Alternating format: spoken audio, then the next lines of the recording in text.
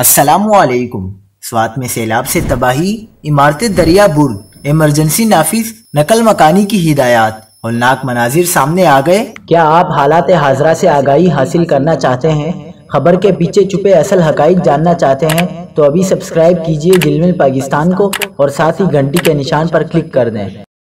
آپ کو بتاتے چلیں کہ سوات میں بھی سیلاب نے تباہی مچا دی۔ متعدد عمارتیں دریا برد ہو گئیں، مٹا میں رابطہ پل اور متعدد مکانات تباہ ہو گئے۔ دریائے سوات بپر گیا۔ بحرین کے مقام پر سیلابی ریلا کئی عمارتیں بہا لے گیا۔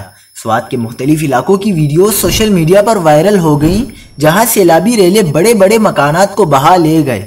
اس موقع پر موجود شہری استغفر اللہ اور اللہ اکبر کی صدائیں لگا رہے ہیں۔ ویڈیو میں دیکھا جا سکتا ہے کہ سوات کے مختلف علاقوں میں شدید سیلابی صورتحال ہے، جس سے ہر طرف تباہی کے مناظر ہیں۔ دریائے سوات میں اونچے درجے کے سیلاب کے پیش نظر انتظامیہ نے دریا کے کنارے آباد لوگوں کو نقل مکانی کی ہدایت جاری کر دی ہیں۔ سوات میں اونچے درجے کے سیلاب کے نتیجے میں برساتی پانی گھروں اور کالام کی تاریخی مسجد میں داخل ہو گیا۔ لینڈ سلائیڈنگ کے باعث سوات موٹر وے کو دوبارہ بند کر دیا گیا۔